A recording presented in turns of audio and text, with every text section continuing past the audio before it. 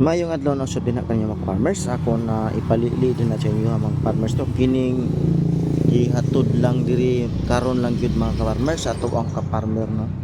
Gikan ni siya dito sa Super Bunjing blacksmith shop mga ka-farmers. Dito nila ni kuan siya mao ni siya ang tubular stainless mga ka-farmers no.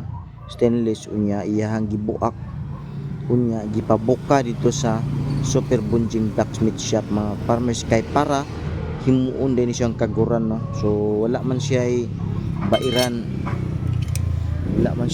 sa gabas dito mga ka-farmers mo na gidangop diri sa tuwa mga farmers no. Shout out dia sa mga nagtrabaho sa Super Bunjing labi na kay Kuya Bunjing.